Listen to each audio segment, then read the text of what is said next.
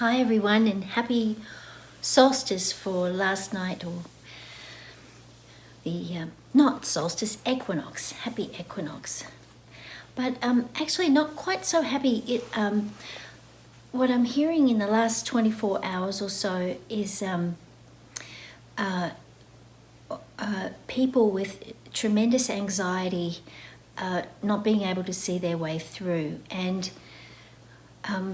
I was just reading some really powerful Buddhist writings about not fighting reality and how, attachment to thoughts about reality causes illness. And I was amazed at how they align so beautifully with Chinese medicine.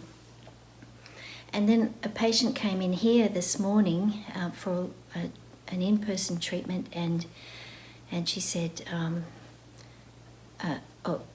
actually she said, I said, how are you? And she said, well, you take my pulses and you tell me. So I don't know if that happens a lot to you, but it happens a lot to me. So anyway, I put my fingers down and I said, oh, well, are you feeling anxious because the heart and the kidneys were not talking to each other, and the diaphragm, the marker for the diaphragm on the pulse, which is between the middle finger, the middle jiao, and the sun position, the upper jiao, so the abdomen and the chest, this portion here was elevated and tight, which means the diaphragm was very tight, and then the heart and the kidneys were not talking to each other. And so I said, well, you seem to be perhaps maybe anxious in the pulses. Does that make sense to you? And she said, I'm terribly, terribly anxious. And so I said, okay, was there a trigger for it? And she said, well, I was in the car on the way here and I was listening to NPR, and they were talking about the 270 whales stranded off the coast of Australia. And she said, and the person who was describing this on NPR was saying that the most distressing part was to hear the moaning of the whales. The whales were moaning on the sandbar, and there's 270 of them making this tremendous noise of despair. And she said, and that makes me very anxious. And I said, well, do you think that they're in good hands? And she said, I'm sure they're in the best of hands. And she said, it just makes me anxious to feel them suffering. And then when I finished her treatment, then I had a remote treatment, and that patient told me that they were about to be evicted because they just simply can't pay their rent and they're not eligible for a loan. And so I said, well, it's, of course, as you know, it's illegal for them to evict you. And he said, no, I know that they're going to evict me on January 1st as soon as that's lifted. And he said, I have this tremendous anxiety about it. Now, I think it's getting to the point where we got the message, and I'm part of this, have the problem of not being able to accept reality quite a lot of the times, especially in my family, which is, it's a beautiful family, but I've got teenagers too. But I was thinking that we've been at this for many months now, and I think we got the message. And so I find myself trying to control reality too. Like, can't this be over? Because, okay, so we got the message. We're supposed to wake up to systemic racism. We're supposed to fix the planet, the pollution on the planet that caused this virus to emerge.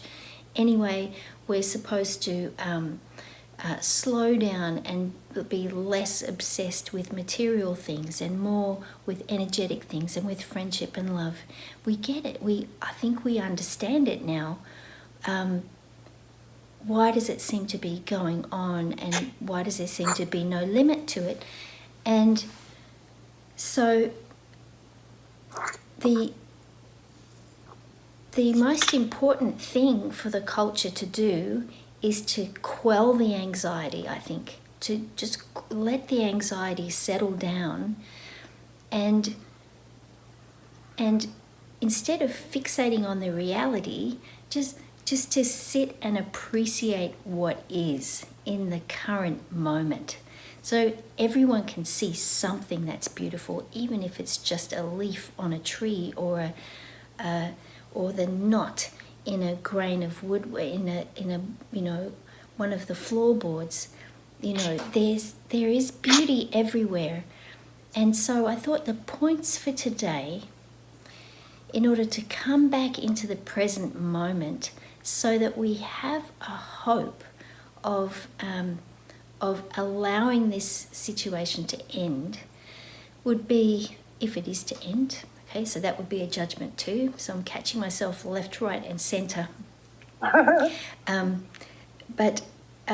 Would be to needle a point on the kidney channel, and I'm thinking that a good point on the kidney channel would be kidney 7, which is called recover the flow. To recover the flow of life, to resist the temptation to have fixed thoughts about the way things are, and to consider that there is no end to anything, because of course the one guarantee we have is change.